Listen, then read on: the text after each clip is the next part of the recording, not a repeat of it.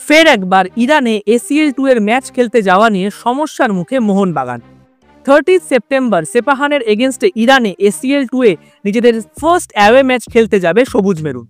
কিন্তু টিমের 4 জন বিদেশির visa related issue নিয়ে সমস্যায় পড়েছেন। জেসন কামিন্স, টম অ্যালব্রেড, পেত্রাতোস আর জিমি ম্যাকলারেন। বাগানের এই 4 জন ফুটবলার ইউনাইটেড কিংডম আর অস্ট্রেলিয়ার ভিসাতে ইন্ডিয়াতে এসেছেন। পলিটিক্যাল রিজনের জন্য এই দুই ভিসা হোল্ডারদের ইরান সহজে ভিসা দেয় না। According to rules made by their government, এই 4 জন ফুটবলার নাকি ওই দেশের ভিসার জন্য অ্যাপ্লিকেশনই করতে পারবেন না।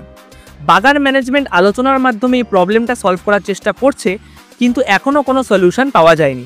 যদি কোনো পথ নাই পাওয়া যায়, তাহলে শেষ পর্যন্ত এই 4 জন ফরেনার্সদের ছাড়াই ইরানে যেতে হবে বাগানকে। আহালের এগেনস্টে ফুল টিম নিয়েও নিজেদের ঘরের মাঠে হেরে গিয়েছিল তারা। অ্যাওয়ে ম্যাচে কামিন্স, ম্যাকলারেনদের মতো স্টার প্লেয়ারদের ছাড়া খেলতে গেলে হিউমিলিয়েশন অবধারিত।